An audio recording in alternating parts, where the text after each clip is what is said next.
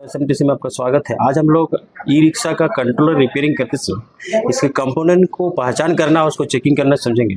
यदि हम लोग ये कंट्रोलर को रिपेयरिंग करेंगे तो इसमें क्या क्या कंपोनेंट लगा हुआ, तो सबसे पहले उसको पहचान करना जरूरी है और उसको चेकिंग करेंगे और वो किस काम के लिए प्रयोग किया जाता है वो समझेंगे, तभी इस कंट्रोलर का रिपेयरिंग कर पाएंगे।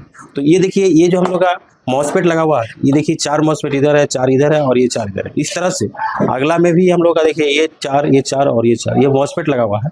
और मॉसफेट क्या करता है, स्विचिंग का काम करता है, तो इसलिए हम लोग मॉसफेट लगाए।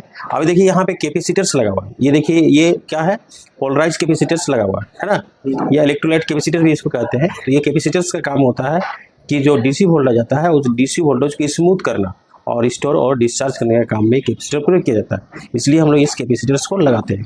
अभी देखिए यहाँ पे ड्रम कॉइल लगा हुआ है, ये ड्रम कॉइल का काम है ये कि इसमें तार एक लपेटा हुआ है और इसके 2 सिरे निकले होते हैं और ये जब हम लोग चेक करेंगे तो इसमें बीप की आवाज़ आते हैं, तो मतलब ट्रैक को जोड़ने का काम में ये आते हैं। इस तरह से इसमें बहुत सारे असेंबली कंपोनेंट भी दिए हुए हैं। देखिए असेंबली कंपोनेंट के बारे में हम लोग देखते हैं, तो ये देखिए ये जो हम लोग का यहाँ दिया हुआ है, ये ब्लैक कलर का, ये आपको डायोड है। ये 3 पिन का जो दिख रहा है ब्लैक कलर का, ये आपको ट्रांजिस्टर है। और इसी तरह से इस भी देखेंगे तो यह ब्लैक कलर का दिया हुआ ये डायोड है, ये एसएमडी डायोड है। इसमें आपको एनोड कैथोड होते हैं और ये नॉर्मल डायोड की तरह ही चेकिंग करते हैं, लेकिन साइज में छोटे होते हैं ये, क्योंकि इसके बोर्ड में ही, ये सरफेस में ही इसमें सोल्डिंग किया हुआ रहता है। ये एक लगा हुआ है, ये जो है आपको ये कार्बन रेजिस्टेंस है और ये डीप कंपोनेंट में है, सॉलिड में है, ये बड़ा आपको है। तो इसको हम लोग चेक जब करेंगे तो इसका कलर कोड से इसका वैल्यू को ज्ञात करेंगे, इसका वैल्यू कितना है, और उसके बाद उससे मीटर से मैच कराएंगे। यदि सेम वैल्यू कलर के हिसाब से आ रहा तो ये रजिस्टर आपका सही है। साथ ही साथ यहाँ पे हम लोग मोटे मोटे वायर के बारे में समझते हैं। देखिए इसमें ब्लैक दिया हुआ है एक में और एक में रेड दिया हुआ है। तो ब्लैक वायर बैटरी के नेगेटिव का होता है और जो रेड वायर होता है बैटरी का पॉजिटिव वायर होता है, यानी प्लस के लिए होता है। और ये हम लोग इस कंट्रोलर को चलाने के लिए 48 वोल्ट की जरूरत पड़ता है। तो 12-12 वोल्ट की 4 बैटरी को हम लोग सीरीज में लगा के 48 वोल्ट बनाते हैं।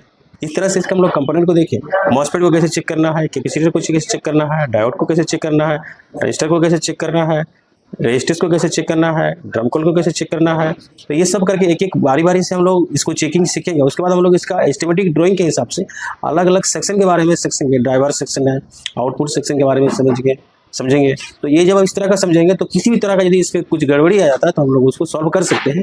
इस तरह से यहाँ पे एसएमटीसी में क्लास दिया जाता है। एसएमटीसी में और भी सारे बहुत कोर्स कराए जाते हैं, जैसे कि इलेक्ट्रीशियन के सारे कम्बो कोर्स कराए जाते हैं, जिसमें हम लोग का AC, fridge, stabilizer, inverter, house wiring, DTH, mixer grinder, induction cooktop, electrical iron, automatic iron, auto cut iron, manual iron, LED bulb, LED tubelight, DTH signal setting, DTH setup box repairing की combo course के अंतर्गत कराए जाते हैं।